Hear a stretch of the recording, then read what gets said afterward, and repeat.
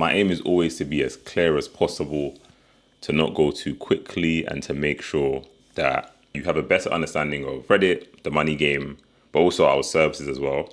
So again, I will try to be as clear and as simple as possible to not confuse anyone as to how all these things work. And I always introduce by talking about the money game, because it's just important to know that just by default, we are not supposed to win.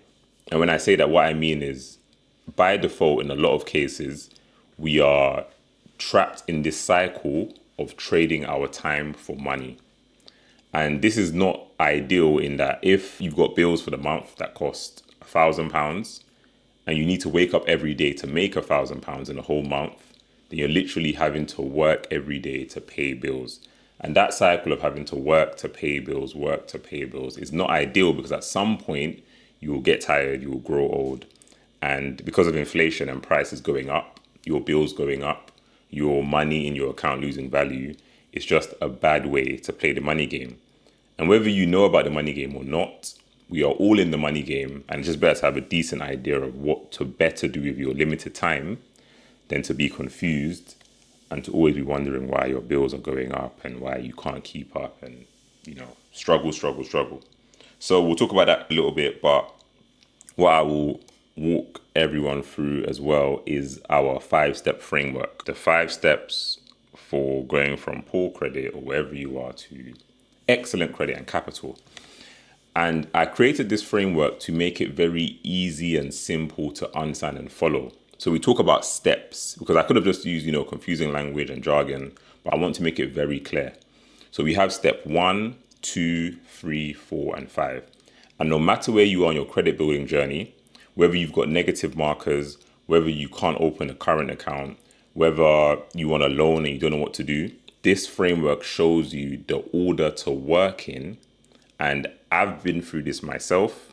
I take my members through this as well. And we always go from step 1, 2, 3, 4, and 5 to show you how to go from poor credit into excellent and, £100,000, £1,000,000, whatever you want to do.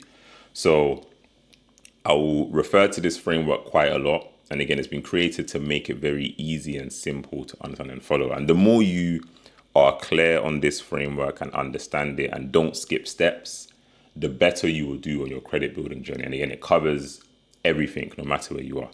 So back to the money game, quick story, COVID story. And again, credit is a huge factor when it comes to the money game, and taxes. So these are the 2 big components, credit and taxes. And I'll go through this quickly because of time.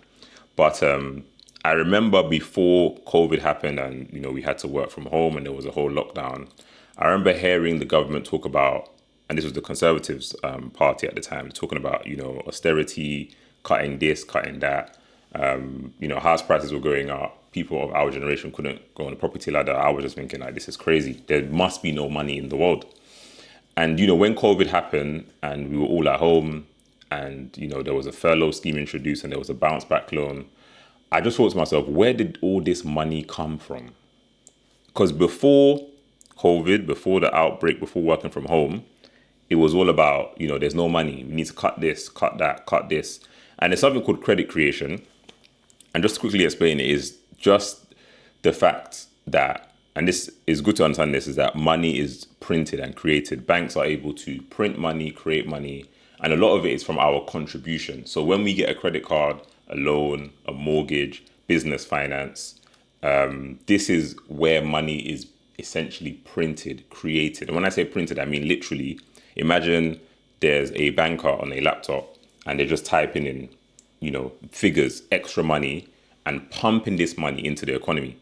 Now, the reason why this is a problem for us, even if you're not in business, even if you don't really care about this, as money continues to be pumped into the economy, it reduces the value of the money in your account. And here's how I always explain it. If you had one £50 coin, and this was the only £50 coin in the economy, that one £50 coin is valuable.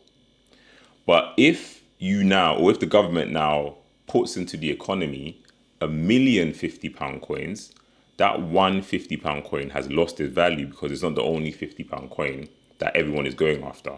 There's now 1,000,001 £50 coins. And with credit creation, so with all the credit cards that are opened, with all the loans that are, created, with all the mortgages, with all the business finance, it continues to increase the amount of money in the economy. And that means that the money in your account, in your current account, your savings account, it continually loses value, because just as with the £50 coin, as it goes down, as there's more being printed, the £1,000 in your account, the £2,000 that you earn, the £5,000 you have in savings, it continually loses value. And the money game is understanding that you want to almost get into this, learn how to leverage credit and use it to build your wealth. So that's why credit is very important. So having poor credit or negative markers, it doesn't help you win the money game. And again, it's really important to at least have a decent understanding, because it affects you in that the money in your account, the money that you earn, loses value as we continue to print and print and print money. And another issue that we face in this money game is taxes. So, you can earn £50,000 through a job and earn £50,000 through, let's say, property income or your business, and the level of taxes are not the same. And when you're playing the money game well, what you aim to do is to minimize your tax bill by not making as much money through one vehicle and having it made through another vehicle. Now, it's very complicated taxes. Like, credit is, I would say, easy to understand and follow, but taxes are quite complicated. It gets, quite deep. So just to summarize and conclude, I would say that it's ideal that if you don't understand this yourself, which I assume, you probably don't, because reading tax law and trying to understand credit in the UK is very time consuming. You at least need to have someone or a community or a group that you can refer to ask questions so that you can stay up to date. Because, for example, with taxes, I recently heard, I don't know whether this is true, but I recently heard that the government are looking to, or potentially, they may look to tax those who are looking to leave the UK. Now, if that tax law gets introduced and things change, we need to just know what's going on, what to do, what's the next strategy. And, if you don't want to learn it yourself, which I don't advise you do because you can't do everything, at least have someone you can talk to, reach out to, have a trusted source you can go to learn more about taxes and credit, because it's very important. And again, it's important because if all you do is work to pay bills, you're on a never-ending cycle of having to work to make money and pay bills, work, make money and pay bills. Whereas the ideal, when you're playing the money game right, is you want to have good credit. You want to know how to then borrow money from the bank in a way that costs you as low as possible. And then you want to leverage the bank's money. So, for example, you get a 50K loan, you invest this 50K and put it into a vehicle where it will make money for you. Now, again, you can choose one vehicle or another vehicle, but then you want to go for a vehicle that taxes you less. And if you operate this system where you have good credit, you borrow money, you make money in a way that's not taxed heavily, you play the money game in a much better way.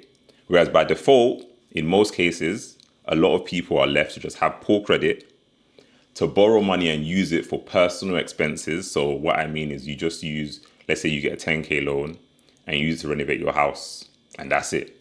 You don't think of any financial return. And then you just work a job and you get taxed more than you otherwise could if you earned through another vehicle.